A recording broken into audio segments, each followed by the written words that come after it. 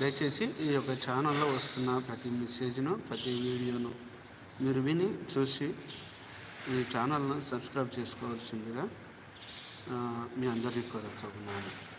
దేవుడు ఇంకా ఈ యొక్క ఛానల్ ద్వారా ఇంకా అద్భుతమైన వర్తమానాలు అందించలాగున మీ అనుదిన ప్రార్థనలో కూడా మీరు జ్ఞాపకం చేసుకోవాలిగా ప్రభు పేరిట మనవి చేసుకుంటూ సెలవు తీసుకుంటున్నాను. Praise Lord. Thank you. దేవుని స్తుతిస్తూ ఆయన నామమును ఆరాధిస్తున్నాను. క్రీస్తునందు ప్రియులారా, చదవబడిన లేఖనం ద్వారా ప్రాముఖ్యమైనటువంటి విషయము ఇక్కడ మనకు తెలియపరచడం చూస్తున్నాం. వాక్యం ద్వారా దేవుడు అనేక విషయాలు మనకు తెలియపరచడానికి ఆశపడుతున్నాడు. ప్రతి సంఘటన కూడా, ప్రతి సందర్భానికి సంబంధించి, ప్రతి అంశానికి సంబంధించి మనకి ఎక్కడ కనబడుతుందంటే ఏ గ్రంథాల్లో కూడా కనబడదు. కేవలము పరిశుద్ధ గ్రంథమైనటువంటి బైబిల్లో మాత్రమే మనకు కనబడుతుంది. ఏ సంఘటన చూస్తున్నా పరిశుద్ధ గ్రంథమైనటువంటి బైబిల్లో మనకు చాలా ప్రత్యేకమైన మాటలు కనబడుతూ ఉంటాయి. చదవబడినటువంటి లేఖనములు మనం చూస్తే ఇక్కడ చెప్పబడిన మాట మనకు అర్థం చేసుకోవాల్సిన అవసరం ఉన్నది. ఈరోజు ఒక ప్రత్యేకమైన దినం. ఏంటంటే ఈరోజు ఒక ప్రత్యేకమైన దినం. ఏంటి? ఆదివారం కదా సార్? ఆదివారం కదా సార్? రిపబ్లిక్ డే, గణతంత్ర దినోత్సవం. నేను ఒక మాట చెప్పి వాక్యాలని ఆశిస్తున్నాను. ఆగస్టు 15 మనకేమొచ్చింది? స్వాతంత్రము వచ్చింది. ఈరోజు ఏమొచ్చింది? 26 ఏమొచ్చింది? రాజ్యాంగము అమలు చేసింది. ఆగస్టు 15 స్వాతంత్రం వచ్చింది. అంటే ఈ యొక్క ఆనాడు చెప్పబడినటువంటి బ్రిటిష్ పరిపాలన నుంచి కొంత విడుదల వచ్చింది. పూర్తిగా కాదు, గమనించాలి. పూర్తిగా కాదు, కొంత విడుదల వచ్చింది. కానీ ఆ తర్వాత కూడా మరి మనకి చట్టాలు లేకపోయినప్పటికీ, మనకి రాజ్యాంగం లేకపోయినప్పటికీ, ఆ తర్వాత కూడా కొన్ని రోజులు వారి యొక్క నియమ నిబంధనలోనే బ్రతికే పరిస్థితులు ఉన్నాయి. ఆ పరిస్థితులు ఉన్నప్పుడు కొంతమంది వ్యక్తులు కలిసి ఒక వ్యక్తిని ఏర్పాటు చేసుకుని ఆ వ్యక్తి ద్వారా మనకు ఒక చట్టం నిర్మించబడాలని వారు ఆశ కలిగి వీళ్ళగా ఆ వ్యక్తి దగ్గరికి వెళ్ళి అడిగారు, అయ్యా నువ్వు మంచి జ్ఞానవంతుడివి, మంచి విద్యావంతుడివి, మరి మాకైతే నీకున్నంత జ్ఞానము లేదు, మాకు మేమైతే నీ అంతగా పెద్దగా చదువుకోలేదు, అంతగా ఆలోచించేటటువంటి తత్వం మాలో లేదు. ఎవరు అడిగారు తెలుసా? గమనించండి. కొంతమంది మన భాషలో చెప్పాలండి, పూర్వకాల భాష చెప్పాలండి, పురోహితులు కదా ఉందా? పురోహితులు బ్రాహ్మణ్స్ ఎవరిని అడిగారో తెలుసా? ఎవరినైతే నీళ్లు తాగకుండా ఆపినారో, ఎవరినైతే మడిలోకి రాకుండా ఆపినారో, ఎవరినైతే అంటరాని వాడిని దూషించారో ఆ వ్యక్తి దగ్గరికి వెళ్ళి మీరంతా ఏం చేస్తున్నారు? నీకు ఉన్న జ్ఞానము మాకు లేదు, నీకు ఉన్న తెలివితేటలు మాకు లేవు, నీకు ఉన్న విద్య అర్హత మాకు లేదు, కనుక మాకు మన దేశానికి కావాల్సినటువంటి ఒక మరి రాజ్యాంగం ఒక నిబంధన కావాలి. ఆ నిబంధన కేవలము నీ ద్వారా మాత్రమే సాధ్యమవుతుంది, కనుక నువ్వు సహాయం చేయి అని అందరూ కలిసి తనను వేడుకుంటే ఎవరండి బిఆర్ అంబేద్కర్ గారిని వేడుకుంటే ఆయన ఒక 2-3 సంవత్సరాలు గ్యాప్ తీసుకొని రాజ్యాంగాన్ని నిర్మించడానికి కోరుకున్నాడు. ఆయన నిర్మించే ఆ యొక్క సమయంలో ప్రియులారా గమనించండి, కేవలం భారతదేశంలో మాత్రమే ఉండి తన గ్రంథాన్ని నిర్మించాలి. కేవలం భారతదేశంలో మాత్రమే ఉంటూ ఆ యొక్క కాన్స్టిట్యూషన్ నిర్మించలేదు. ప్రియులారా గమనించండి, ఈ కాన్స్టిట్యూషన్ నిర్మించబడాలి అంటే ఆయా ప్రాంతాలను తిరిగాడు, అనగా ఆయా దేశాలను తిరిగాడు. ఆయా దేశాలను తిరిగిన ఆయన ప్రియులారా గమనించండి, ప్రాముఖ్యమైనటువంటి విషయాలు సేకరించాడు. ఈ అనేక దేశాల్లో కూడా ఉన్న కాన్స్టిట్యూషన్స్ అన్ని ఎక్కడి నుంచి వచ్చాయో తెలుసా? ఎక్కడి నుంచి వచ్చాయండి? అనేక దేశాల్లో ఉన్న కాన్స్టిట్యూషన్, అనగా అనేక దేశాల్లో ఉన్నటువంటి రాజ్యాంగము మొత్తం కూడా ఎక్కడి నుంచి వచ్చింది? వారికంటే పరిశుద్ధ గ్రంథంలో నుంచే వచ్చింది. ఎక్కడి నుంచి వచ్చింది? ఎక్కడి నుంచి వచ్చింది చెప్పండి కొంచెము. పరిశుద్ధ గ్రంథంలో నుంచే వచ్చింది. నువ్వు ఏ దేశానికైనా వెళ్ళు, ఏ దేశం కాన్స్టిట్యూషన్ అయినా చూడు, ఏ దేశం రాజ్యాంగాన్ని పరిశీలించినా కూడా పరిశుద్ధ గ్రంథంలో ఉన్న ప్రాముఖ్యమైన మాటలన్నీ అందులో కనబడుతూ ఉంటాయి. ఆ ప్రాముఖ్యమైన మాటలన్నీ ఇందులో మనకు దాచబడి ఉన్నాయి. ఇది మనము చాలా మటుకు ఈ రోజు ఏమైపోయిందంటే దీన్ని చులకన చేస్తూ ఉన్నాయి. అదంతా మంచి పని కాదు. అంబేద్కర్ గారు అనేక దేశాలకు తిరిగి ఆ ప్రాంతంలో, ఆ దేశంలో ఉన్నటువంటి, ఆ కాన్స్టిట్యూషన్లో ఉన్నటువంటి కొన్ని ప్రాముఖ్యమైన విషయాలు ఏరుకుని, కొన్ని ప్రాముఖ్యమైన విషయాలు తీసుకుని దాని గొప్ప రాజ్యాంగాన్ని నిర్మించారు. చెప్పాలంటే ఆయన నిర్మించిన ఆ రాజ్యాంగం గమనించండి, ఆయన ఒక్క దగ్గర ఉండి నిర్మించాడా? కాదు. దాన్ని నిర్మించడానికి అనేక దేశాలు తిరిగాడు కనుక అనేక దేశాల్లో ఉన్నటువంటి సంఘటన అన్నిటినీ ఈ యొక్క మన భారతదేశం కాన్స్టిట్యూషన్లో, మన భారతదేశం రాజ్యాంగంలో దాన్ని మరి నిర్మించాడు కనుక, దాన్ని సమకూర్చాడు కనుక ప్రియులారా గమనించండి, భారతదేశం యొక్క రాజ్యాంగం అతిపెద్ద రాజ్యాంగం. ఇంత పెద్ద రాజ్యాంగం వేరే ఏ దేశానికి కూడా లేదు. ప్రియులారా, ఈ ఎక్కడి నుంచి వచ్చిందని చెప్పాను, ఇదంతా ఎక్కడి నుంచి వచ్చిందని చెప్పానండి? పరిశుద్ధ గ్రంథంలో నుంచే వచ్చింది. వాక్యము సాధిస్తున్నది.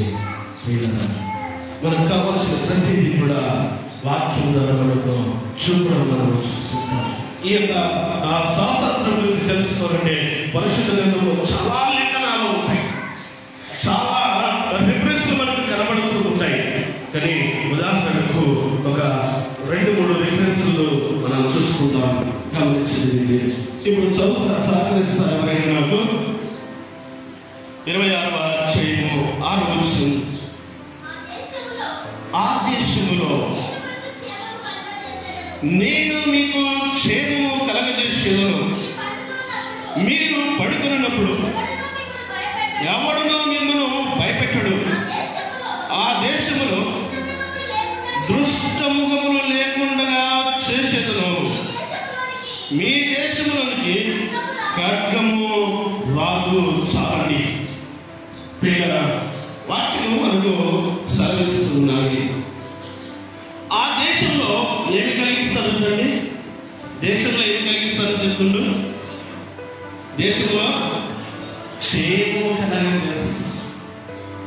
ఏ దేశంలో క్షేమము కలగజేస్తానంటున్నాడు?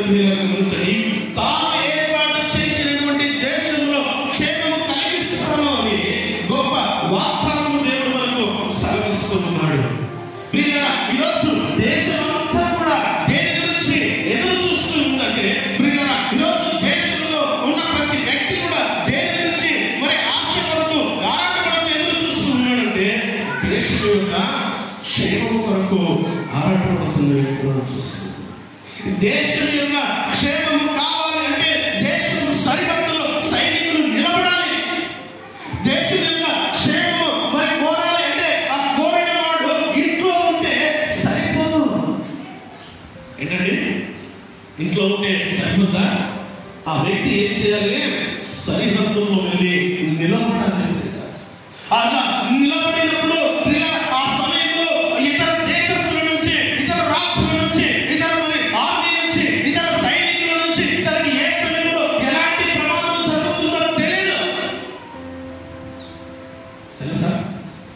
ఎప్పుడు వస్తుందో ప్రభావం తెలుసా?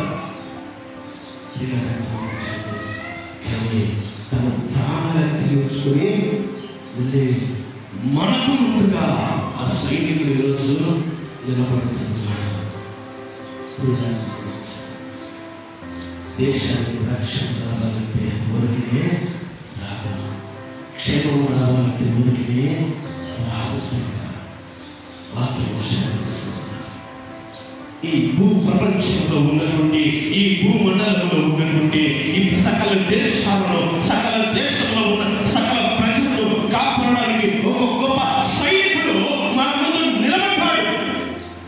ఈ భూ ప్రపంచంలో ఉన్నటువంటి ప్రతి మానవుని రక్షించడానికి ఒక గొప్ప సైనికుడు ప్రాణాలను తెగించుకొని ముందుకు వచ్చాడు.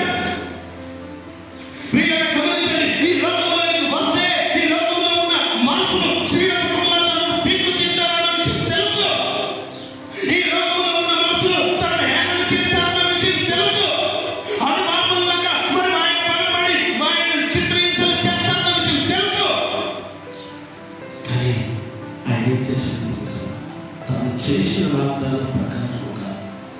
చేసిన వాగ్దానం ప్రకారంగా తన వాగ్దానాన్ని నెరవేర్చాడు.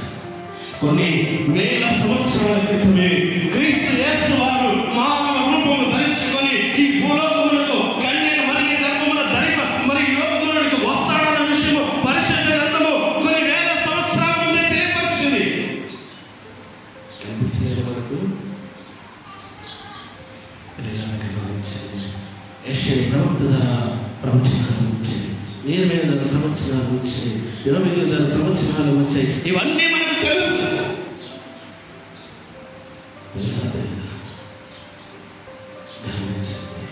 దేశాన్ని రక్షించడానికి ఎవరు కావాలి? ఎవరు కావాలండి? ఏంటంటే అందరూ సైలెంట్ అయిపోయింది. దేశాన్ని రక్షించడానికి ఎవరు కావాలి? సైనికుడు కావాలి. ఆ సైనికుడే ఈరోజు దేశంగా భూమి పైన ఉన్నటువంటి సకల కోట్ల మనుషులందరినీ కూడా రక్షించడానికి ఆ సైనికుడే ఎవరండి?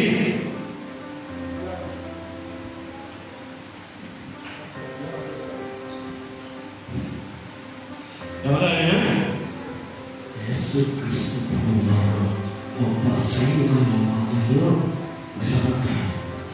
ఆయన మన ముందు నిలబడకపోయింది, ఆయన మన ముందు ఉండకపోయింది, ఆయన మన ముందుకు రాకపోయింది, మనం ఈరోజు ఇక్కడ క్షేమంలో ఇక్కడ నివసించేవారు కాదు, ఆయన సన్నిధిలో ఆయన ఆరాధించేవారు కాదు.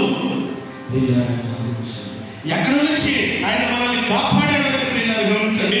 వాక్యము ఇదే వచనము సెలవిస్తూ ఉన్నది. కింది భాగం చదువుతారు ఏమైనా?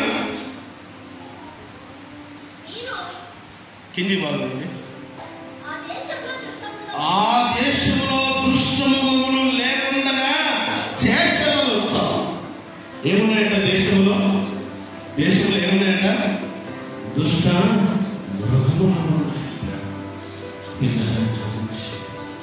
కానాను దేశానికి మేలుల వారిని పంపించినప్పుడు, కానాను దేశంలో బాగులో పంపించిన కానాను దేశంలో దేవుడు తన బిడ్డకి ఇస్తానని సెలవిచ్చినప్పుడు ఆ దేశాన్ని స్వాతంత్రించుకోవడానికి వెళుతూ ఉన్న సమయంలో కొంతమంది మేకల వారిని పంపిస్తే 12 మందిని పంపిస్తే అందులో 10 మంది భయపడ్డారు, అందులో 10 మంది వణికిపోయారు. ఎందుకు అంటే ఆ కానాను దేశంలో ఉన్న వ్యక్తులను చూసినప్పుడు వాళ్ళని చూస్తే భయంకరమైన మరి దేహము కలిగిన వారుగా ఉన్నారు, వారిని జయించడం మా వల్ల కాదని వారు భయపడిపోయారు, వారిని ఎదుర్కోవడం మా వల్ల కాదని భయపడిపోయారు. ఎలా ఉన్నారు చెప్పాలంటే? ఎలా ఉన్నారు తెలుసా? ఇక్కడ ఏం చెప్పాడండి? ఎవరిని రక్షిస్తాడంట? మృగములు లెక్క ఉన్నారంట. మృగం అంటే అర్థమైందా? మృగం అంటే అర్థమైందా? గర్జించే సింహాలు లెక్క ఉన్నారంట. ఎప్పుడు ఎవడు దొరుకుతాడా మా చేతికి? ఎవరిని మింగుదమా, ఎవరిని తిందుమా, ఎవరిని నాశనం చేద్దామా, ఎవరి ప్రాణాలను తీద్దామా అని ఆరాటపడుతూ ఉన్నారు. అట్లాంటి వారి నుంచి దేవుడు ఏం చేస్తాడంటున్నాడండి? ఏం చేస్తాడంట? రక్షిస్తానని చెప్తున్నాడు. ఆ మృగములు అనేది లేకుండా చేస్తానని చెప్తున్నాడు. ఎంత గొప్ప వాగ్దానం వచ్చింది. మంచి చాలా బాగుంది. దేశాన్ని రక్షిస్తానంటుందో ఆ మృగములు లేకుండా చేస్తాను అన్న విషయం కూడా మనకి ఇక్కడ కనపడడం మనం చూస్తున్నాం. అయితే ఎలా ఇది సాధ్యమవుతుంది? ఎలా సాధ్యమవుతుంది? మన ఇంట్లో కూర్చుంటే సాధ్యమవుతుంది. మన ఇంట్లో మరి కూర్చొని రెండు కాలు చేతులు దగ్గరికి బిగపెట్టుకొని కూర్చుంటే సాధ్యమవుతుందా? ఏంటండి సాధ్యమవుతుందమ్మా? ఇది మనకు కావాలంటే మనం కూడా కొన్నిసార్లు ఏం చేయాల్సి వస్తుంది?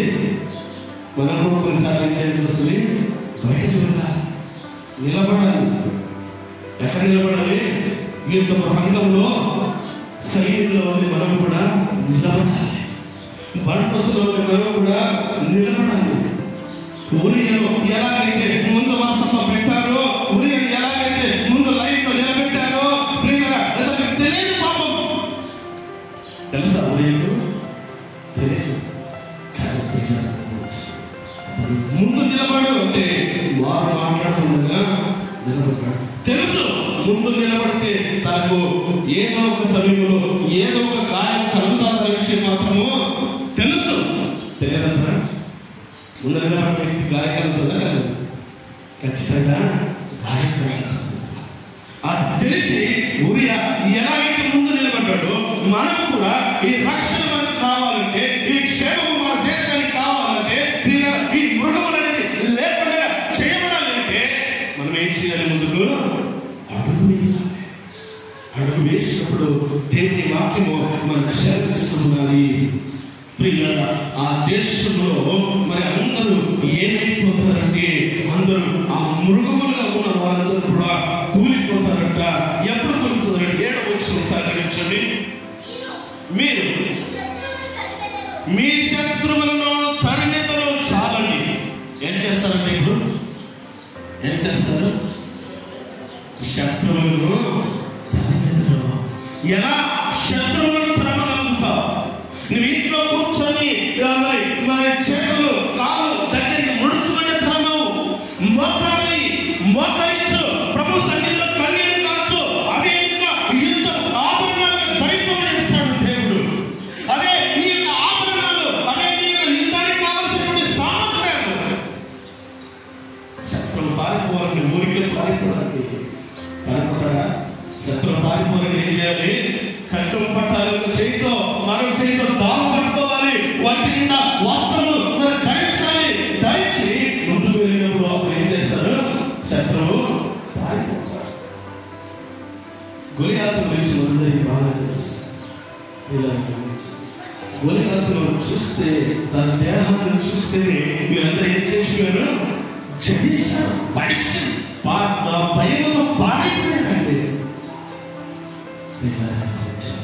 కానీ ధైర్యంలో పడుచున్నాడు, పుట్టోడు ఇంతే ఉన్న 4 అడుగులు ఉన్నాడు చూడడానికి. కానీ అందరూ అనుకున్నారు మేము ఇంతమంది ఉన్నాము, వాళ్ళు ఏం చేయలేకపోతున్నాము, మేము ఇంతమంది భయపడుతుంటే మా చేతుల్లో డాలు ఉన్నాయి, మా చేతుల్లో మరి ఇదిగో మరి బల్యం ఉంది, మేమేమీ చేయలేదు, మేము వెనక చేస్తుంటే వీడేంటి ఎంతున్నాడు ముందుకెళ్తాడు అంటున్నాడు ఏంటి అనుకున్నారా? తన అన్నలేదు ఏం మాట్లాడదు వెనకలు అన్నారా? కానీ తను ఏం చేశాడు? తన విశ్వాసాన్ని చూపించాడు, తన ధైర్యాన్ని చూపించాడు. నా పక్షంగా నిలబడేవాడు నేను కాదు, నేను ముందుకు అడిగేసి నా పక్షంలో యుద్ధం చేయవాడు దేవుడే. నా పక్షంలో నిలబడవాడు దేవుడే. ఆ గొలియాతును మరి అది చంపగలిగే శక్తి దేవుడు నాకు ఇస్తాడు అన్న గొప్ప విశ్వాసంతో తను ముందుకు అడుగు వేశాడు. ఎలా తన చేశాడు? ఎవరిపైన విశ్వాసం ఉంచాడండి? దేవుడిపైన విశ్వాసం, దేవుడిపై నమ్మకం ఉంచాడు. నేను ఒక అడుగు వేస్తే నాకు కొండంత బలంగా ఉన్న నా దేవుడు తన రెక్కన్న పైన కాపి ఏ ప్రమాదం కూడా రాకుండా నన్ను కాపాడుతాడు.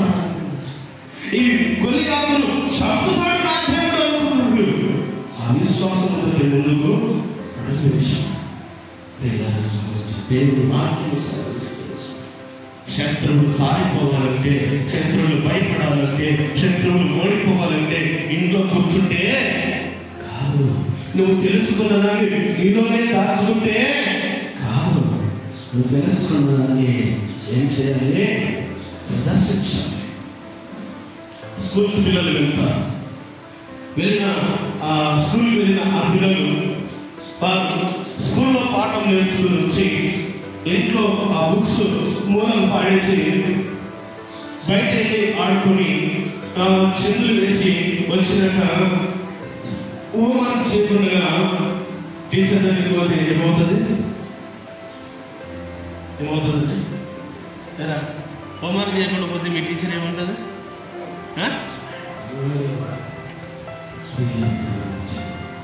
హోంవర్క్ చేయకపోతే అక్కడ టీచర్ ఉంటుంది.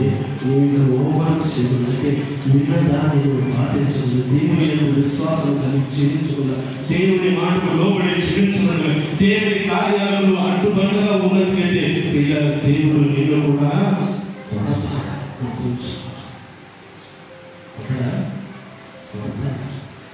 ఆయన కొట్టే దెబ్బ మామూలుగా ఉండదు. దేశంలో మనకి ఏం కావాలండి? దేశంలో ఏం కావాలమ్మా? ఏంటండి దేశంలో ఏం కావాలి? క్షేమము కావాలి. క్షేమము కావాలంటే ఇలా నువ్వు ముందుకు అడుగువి. నువ్వు ఒక్క అడుగు వేస్తే నిన్ను నడిపించడానికి 100 అడుగులు నడిపించడానికి ఎవరు పక్షాన? బలవంతుడైన దేవుడు, యుద్ధశూరుడైన దేవుడు, యుద్ధశాలి అయిన దేవుడు నీ పక్షంలో ఉండి నిన్ను నడిపిస్తాడు. నీ పక్షంలో ఉండి నేను నీకు వచ్చే ప్రతి ఆపద నుంచి, నీ ఇంటికి వచ్చే ప్రతి బాధ నుంచి, ప్రతి అప్పుల నుంచి నీకు విడుదల కలిగిస్తాడా లేదా? దేవుని వాక్యం సెలవిస్తున్నది. దేవుని వాక్యం సెలవిస్తున్నది. దేశంలో రక్షణ కావాలంటే ముందుగా నువ్వు అడుగు వేయి. ఎలా అడుగు వేయాలి అంటే ఒకసారి యెహోషువ గ్రంథంలోకి వెళ్దాము. మోషే గారి శిష్యుడు మనకు ఒక విషయం తెలియపరుస్తున్నాడు. యెహోషువ గ్రంథము 23వ అధ్యాయము 23వ అధ్యాయము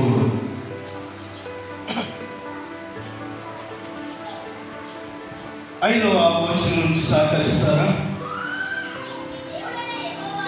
మీ దేవుడైన యెహోవాయే వారిని మీ ఎదుట నిలవకుండా వెళ్ళగొట్టిన తర్వాత మీ దేవుడైన యెహోవా మీతో సెలవిచ్చినట్లు మీరు వారి దేశమును స్వాధీనపరుచుకొందురు. కాబట్టి మీరు మోసే ధర్మశాస్త్ర గ్రంథములో రాయబడిన అంతటిని గైకొని అనుసరించుటకు మనస్సు దృఢపరుచుకొని ఎడమకు గాని కుడికి గాని దాని నుండి తొలగిపోవాలి. ఆ దేశాన్ని స్వాతంత్రించుకోవాలంటే, దేవుడు వాగ్దానం చేసబడినటువంటి దేశాన్ని మనం స్వాతంత్రించుకోవాలంటే, మనం దాన్ని చేజిక్కించుకోవాలంటే, ఆ శత్రువులు మన ఎదుటి నుంచి పారిపోవాలంటే, ఆ శత్రువులు మన ఎదుటి నుంచి తరిమివేయబడాలంటే మనం ఏం చేయాలంటే ఐగుప్తు బానిసత్వం నుంచి వచ్చామండి. ఐగుప్తు పర్వత చేతుల నుంచి మనం విడిపించబడ్డాం. అక్కడ నుంచి ఐగుప్తు పర్వత మనము విడిపించబడ్డాం. కానీ ఇప్పుడు మనం ఏం చేయాలంటే, విడిపించబడిన మనము దీని నుంచి ఏం చేయబడాలంటే కుడికి కానీ ఎడమకు కానీ తొలగిపోకూడదు. ఇప్పుడు కేవలము గమనించండి, మనం ఐగుప్తు నుంచి విడిపించబడినాము, కానీ మనకి ఇంకా వాగ్దానం దేశం మన మీద అర్థం మీద చేరాలా ఇశ్రాయేలు జనులు ఎంతమంది వచ్చారు? అక్కడి నుంచి ఐగుప్తు బానిసత్వం నుంచి ఎంతమంది వచ్చారు? 30 లక్షల మంది ఐగుప్తు బానిసత్వం నుంచి విడుదల చేసుకుని వస్తే ఏం చేయగలరా? చేరగా కారణం దేశం పాలతీరులో ప్రవహించిన దేశానికి చేరగా వాటిని చేరాలంటే ఏం చేయాలి? దేవుని కట్టడను అనుసరించాలి. మోసే ధర్మశాస్త్రం ద్వారా వీరినటువంటి నియమకాలను పాటించాలి. ఎలా పాటించాలి? మనం మళ్ళీ కుడికి కానీ ఎడమకు కానీ వెనక్కి కానీ ముందు కానీ తొలగిపోవడం దేవుడు మనకు చూపించే మార్గంలో మనం నడవాలి. అప్పుడే మనం ఏం చేయబడతాము? వాగ్దాన దేశంలో మనము స్వాతంత్రించుకుంటాం. మనకు చేయబడిన వాగ్దాన దేశం ఏంటండి? ఏంటి మనకు చేయబడిన వాగ్దాన దేశం? మన దేశం ఏది? మన దేశం ఏది? పరలోకం. మనం కేవలం ఇక్కడ పరదేశంలోనే మనం ఇక్కడ ఎలా వచ్చాం? మనము యాత్రికులుగా వచ్చాం. ఇది మనకి కాదు.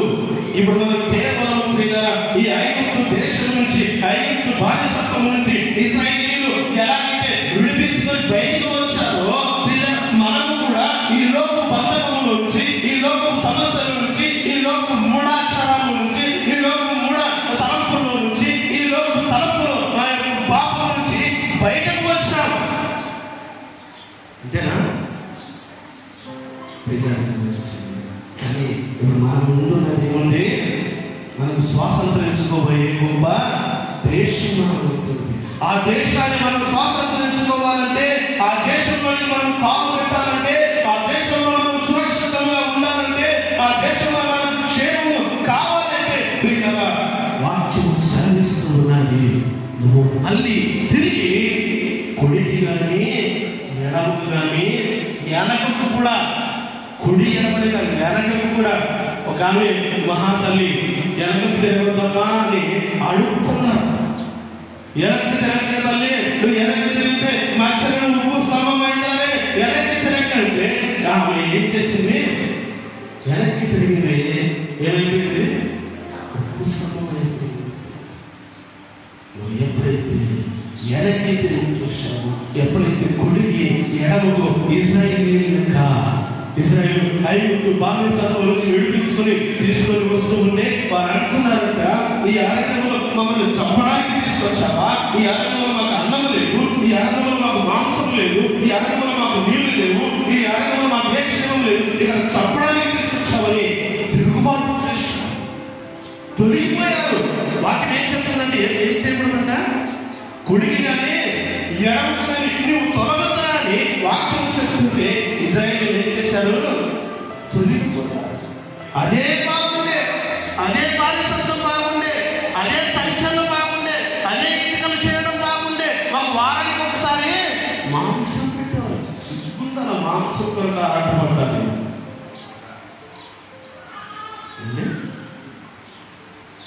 మాంసం కొరకు ఆరాటపడ్డారు. 32 లక్షల మంది అరణ్యంలో పెట్టలు రాలిపోయేట్టుగా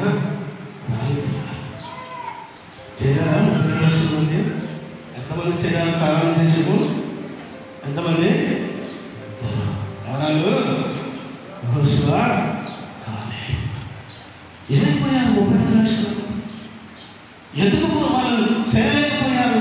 ఎందుకు వాళ్ళు స్వాతంత్రించుకోలేకపోయారు? దేవుని వాక్యం సెలవిస్తుంది, మీకు మహారక్షణ, మీకు వాగ్దానం చేయబడినటువంటి ఆ దేశం మీరు స్వాతంత్రించుకుంటారని దేవుని వాక్యం సెలవిస్తుంటే వీళ్ళేం చేశారంటే చిన్న వాటి కొరకు ఆశపడి ఏం చేయబడ్డారు? తొలిగిపోయి అరణ్యంలో పెట్టలు కాలిపోయారు. చూశారు పిట్టలు కాలిపోవడం చూడలేదా? ఒక 3 సంవత్సరాల క్రితం గమనిస్తే ఉత్తరప్రదేశ్ ప్రాంతంలో భయంకరమైనటువంటి ఎండాకాలంలో భయంకరమైన ఎండలు ఉంటుంది. ఆ ఎండల వేడికి వాటికి తాగడానికి నీళ్లు దొరక, తినడానికి నీళ్ళు దొరక, తాగడానికి నీళ్లు దొరక, తినడానికి గింజలు దొరక, అవి మొత్తం కూడా ఎండ వేడిని భరించడానికి ఒకసారి కొన్ని వేలలో ఉండొచ్చు. ఆ రోజుల్లో అప్పుడు బాగా చూసామండి ఎలా రాలిపోతారంటే పిక్కలు రాలిపోతారు. మన వాగ్దాన దేశంలో ఎప్పుడు స్వాతంత్రం తెచ్చుకుంటామంటే వాగ్దాన దేశంలోనికి మనం ఎప్పుడు అడుగు పెడతామంటే దేవుని పరిశుద్ధ గ్రంథంలో సెలవిస్తూ ఉన్నది. మోషే ధర్మశాస్త్రంలో నువ్వు అనుసరించి పాటించినప్పుడు ఆ మాటలకు నువ్వు లోబడి జీవించినప్పుడు వాగ్దాన దేశంలో నువ్వు స్వాతంత్రం తెచ్చుకున్నావు. ఇటు కృప దేవుడు మనందరికీ కూడా దయచేయుగాక. ఇటు కృప దేవుడు మనందరికీ కూడా అనుగ్రహించుగాక. నేను చివరిగా ఇంకొక మాట చెప్పి ముగిస్తాను. రండి ఒకసారి గలతీయులకు రాసిన పత్రిక ఇందాక చెప్పబడిందండి. ఆ మాట చదవండి. తర్వాత ద్వితీయోపదేశ కాండంలో చదువు. గలతీయులకు రాసిన పత్రిక 5వ అధ్యాయం 1వ వచనం.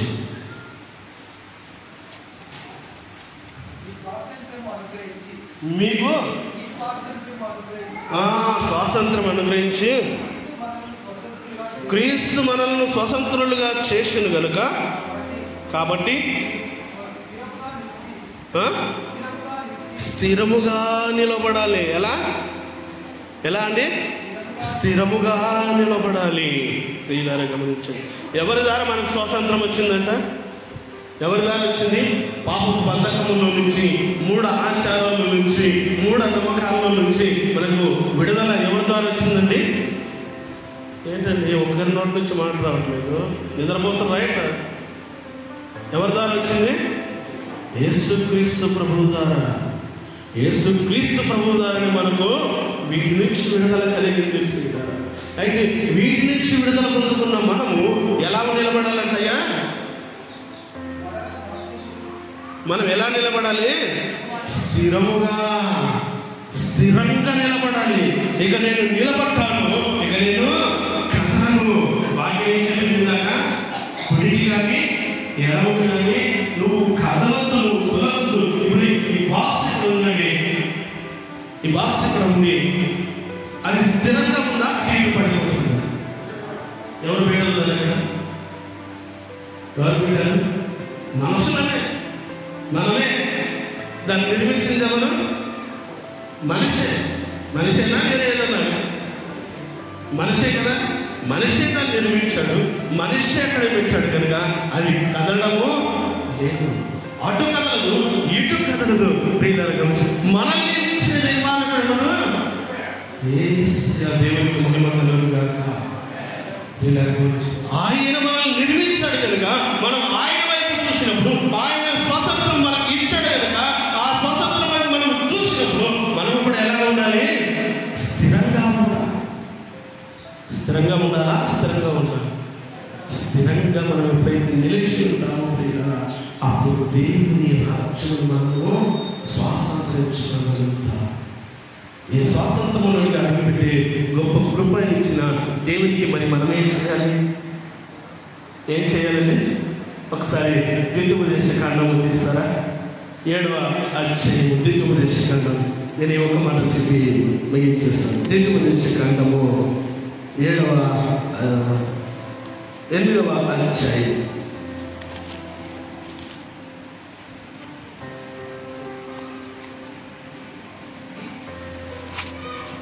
8వ అధ్యాయం 7వ వచనం నుంచి చదవండి.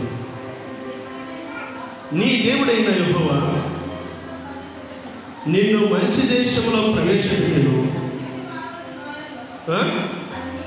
అది నీటి వాగులను, లోయల్లోనూ నుండి, కొండల్లో నుండి పారు ఊటలను, అగాధ జలములను గల దేశము.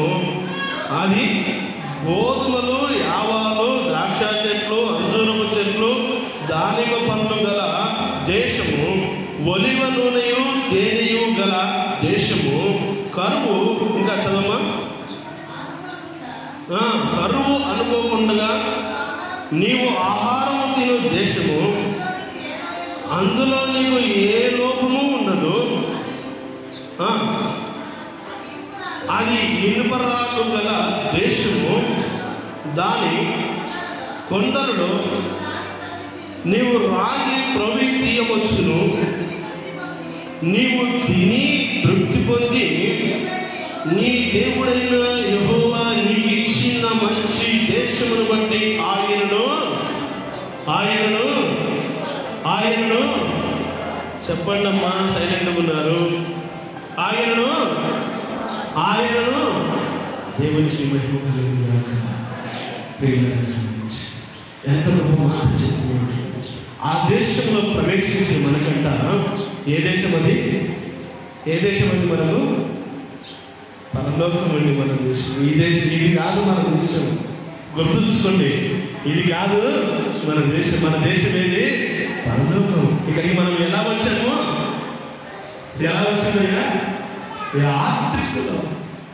యాత్రికులమే కేవలం మనం పాట పాడుకుంటాం కదా, పరదేశులము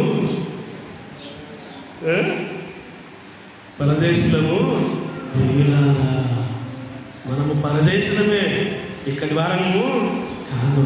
ఈ శరీరం దేంతో చేయబడ్డది? మట్టితో చేయబడ్డా. ఈ శరీరము తిరిగి ఎక్కడ కలిగిపోతుంది? మట్టిలోనే కలిసిపోతుంది, మట్టిలోనే ఉంటుంది. ఈ శరీరం శాశ్వతం కాదు, ఈ అందం శాశ్వతం కాదు, ఈ సౌందర్యం శాశ్వతం కాదు. అని మన దేశం ఒకటి, అదే మనం గురి పెట్టుకోవాలి. ఏది మన దేశం అంటే పరలోక.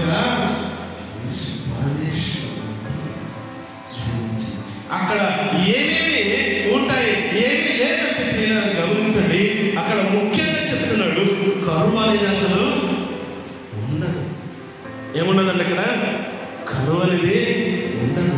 దాని గురించి చింతించాల్సిన అవసరము ఉండదు అసలు. ఎందుకంటే నీకు కావాల్సిన ప్రతిదీ కూడా దేవుడు ఆ రాజ్యములో నీకు సిద్ధపరిచి ఉంచాడు. నీకు కావాల్సిన ప్రతిదీ కూడా ఆయన అక్కడే నీకు సిద్ధపరిచి ఉంచాడు. అందులో నీకు ఏమి ఇస్తున్నాడంటే గమనించండి. మొదటిగా మనం గమనించింది, నీవు ఆహారం తినే దేశము, అందులో నీకు ఏ లోపం కూడా ఉండదు. దేవునికి ఈరోజు అందరూ దేవుని సేవ చూస్తారంటే అందరూ ఏమి కావాలంటే నా కుటుంబానికి ఇలాంటి ఆశీర్వాదము కావాలి. అందరూ దాని గురించి కదా ఆలోచించేది. అదే కదమ్మా, నా కుటుంబంలో సమృద్ధి ఆహారం ఉండాలి, నా కుటుంబం క్షేమంగా ఉండాలి, నా కుటుంబం బాగా ఆశీర్వదించాలి. ఇవన్నీ నీకు రావాలంటే మీరేం చేయాలంటే మంచిగా ఏం చేయాలి? ఇంకా కొన్ని ప్రాముఖ్యమైన విషయాలు ఉన్నాయి, నేను చూపించలేకపోతే అవి కావాలంటే మీరేం చేయాలి? కుడికి కానీ ఎడమకు కానీ తొలగకూడదు. ఆయన నిబంధనలు నువ్వు అనుసరించినప్పుడు, నువ్వు అలా స్థిరంగా ఉన్నప్పుడు నిన్ను సరాసరి ఎక్కడికి తీసుకెళ్తాడంటే ఆయన పరలోకములకు దేవుడిని తీసుకెళ్తాడు. దేవుడికి మహిమ కలుగును గాక. ఇంత చేసిన దేవునికి మనం ఏం చేయాలి? దేవుని స్తుతించాలి. ఆయనను స్తుతించుడి, ఆయనకు కృతజ్ఞతలు చెల్లించాలి, ఆయన సన్నిధిలో ఆయన నామమును ఘనపరచాలి, ఆయన సన్నిధిలో ఆయన నామమును మనం హెచ్చించాలి. ఆయన సన్నిధిలో మనం ఏం చేయాలండి? స్తుతించాలి. దేవుడు దేశానికి నేస్తాడు మహారక్షణ కలిగిస్తాడు. ఆ రక్షణ మనం కలగాలంటే మనం ఇంకా ఎన్నడూ కూడా కొడుకు కానీ ఎడమకు కానీ తిరగక పడక మనం ఎలా నిలబడాలి? ఎలా? స్థిరముగా ఉండాలి. నిటారుగా మనం నిలబడి మనం సృష్టించిన సృష్టికర్తకు మన శిరము ఉంది, మన తల ఇది, మన కనులు ఆయన వైపు చూస్తూ, ఆయన ఆరాధిస్తూ, ఆయన స్తుతిస్తూ, ఆయన గర్వస్తున్నప్పుడు దేవుడు నేను బట్టి ఏం చేస్తాడు? సంతోషిస్తాడు. ఈ ప్రపంచంలో మానవునికి అసలు మానవుని దేవుడు తెలిసిందే ఎందుకు తెలుసా? మానవుని ఈ భూమికి దేవుడు ఎందుకు తీసుకొచ్చాడు తెలుసా? నీ లోకంలో సంపాదించుకోవడానికి, ఆరాటపడడానికి కాదు, నీ లోకంలో కూడబెట్టుకోవడానికి కాదు, నీ లోకంలో ఏదో నువ్వు దాచుకోవడానికి కాదు నేను తెచ్చింది. దేవుడు నేను ఎందుకు తెచ్చాడో తెలుసా? ఈ లోకంలోకి కేవలము నీ నోటి ద్వారా తన స్వరూపముందు తన పోలిక చొప్పున నిర్మించబడినటువంటి మానవుని నోటి ద్వారా వెలువడి స్తుతుల ద్వారా ఆయన స్తుతి సింహాసన ఆశ్చర్యంగా కూర్చోవడానికి నిన్ను ఈ లోకంలోనికి తీసుకువచ్చాడు. ఎందుకు తీసుకొచ్చాడండి? ఎందుకు తీసుకొచ్చాడు కదా? ఎందుకు తీసుకొచ్చాడు? నీవు చేసే స్తుతుల ద్వారా ఆయనకు దుర్గము స్థాపించబడితే ఆ దుర్గము పైన, ఆ సింహాసనం పైన ఆయన ఆశీనుడిగా ఉండడానికి నిన్ను లోకంలోకి తీసుకొచ్చాడు. ఇంత చేసిన దేవుడికి మానవుడు ఏం చేయాలంటే చివరిగా వాక్యం సెలవిస్తున్నాడు, ఆయనను స్తుతించండి, ఆయనను స్తుతించండి. దేవుడికి మహిమ కలుగుగాక. దేవుడి కొద్ది మాటలు దీవించి ఆశీర్వదించుగాక. ఇలా కలవసుకుందాం, ప్రార్థన చేసుకుందాం. ఆయన సన్నిధిలో దేవుడు మాతో మాట్లాడుతున్నాడు, మనల్ని దర్శిస్తున్నాడు. ఆయన పాదాల దగ్గర పునరాధిస్తున్నాడు. ఆయన నాకు ఐగుప్తు బానిసత్వంలో పెట్టేటువంటి ఈ లోకపు ఆచారాల నుంచి నాకు ఉదాహరించాడు.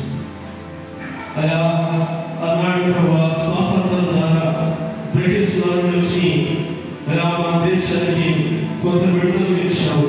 కానీ కాన్స్టిట్యూషన్ మాకు పరిపూర్ణమైనటువంటి పరిపూర్ణమైనటువంటి విడుదల ఇచ్చి మమ్మల్ని స్వాతంత్రంగా చేసిన గొప్పగా నీకు స్తోత్రం, నీకు వందనాలు. అవునైనా నీ కృపశక్తులైనా నిలబడి నిలబెట్టుకున్నందుకు నీకు స్తోత్రాలు, నీకు స్తుతులు ప్రభువా. నీతో ప్రభువా నీకు అంటున్నావు, నువ్వు కుడికి కానీ ఎడమకు కానీ తిరగగా ఇదిగో మోసే ధర్మశాస్త్రాలు రాయబడిన వాటిని అన్నిటిని నువ్వు కైకొని వాటిని అనుసరించి నువ్వు సెలవిస్తున్న దేవా నీకు స్తోత్రాలు, నీకు వందనాలు. అవును ప్రభువా, నేను కూడా ఇంతవరకు పడిపోయానేమో, ఇంతవరకు తొలగిపోయానేమో, నేను అస్థిరమైన జీవితం ఇంతవరకు నాలో ఉందేమో. క్షమించు, కృప చూపించు, దయ చూపించు. నీ ఆత్మతో నింపుకోవా, నీలోనే నిలబడతాను, నీలోనే జీవిస్తాను. ఆయన దగ్గర ఆధారం చేసుకుంటాను, ఆయన దగ్గర ప్రారంభం చేసుకుంటాను. వాక్యం వాక్యం కట్టుబడి జీవించడం తీర్మానం చేస్తుంది. వాక్యం చాలా స్పష్టంగా నువ్వు ఎప్పుడైతే శ్రమలో ఉంటావు, నువ్వు ఎప్పుడైతే దేవుని వైపు నీవు వస్తావు, అప్పుడు నీకు వాగ్దానం చేయబడి దేశంలో దేవుడు నివసింపజేస్తాడని వాగ్దానం సెలవిస్తుంది. ఇలా ఆలోచించుకుందాం.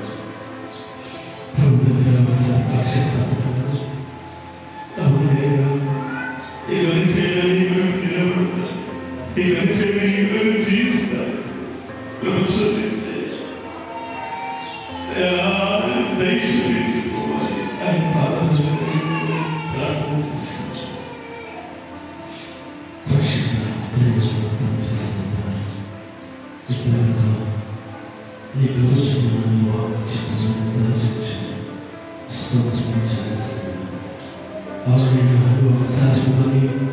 దాసులు కార్యక్రమం నుంచి వివరించాను. అందరికీ స్తోత్రము. అయా దాసులు కార్యక్రమం మరలా వెలుగునే ఉండాలని మీరు ఆశీర్వదిస్తూ సెలవిస్తున్నారు. అయా మీకు స్తోత్రం. అవునైనా నీకు నివారణ వెళ్ళగా అలా ప్రభు దాసులు కార్యక్రమం అపవాది కార్యక్రమం అపవాది క్రియలను అపవాది అయా తలుపులని అపవాది పెడుతూ ఉన్నటువంటి కృప చూపించండి.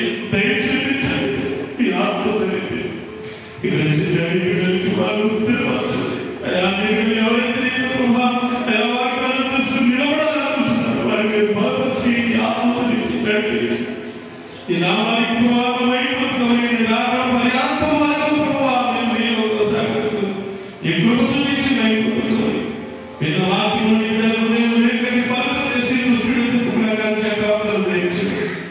యేసుక్రీస్తు శ్రేష్టమైన నామములో స్తుతించి అడిగి పెట్టుకుంటున్నాము దేవా పరలోక తండ్రి. ఆమేన్. ఆమేన్.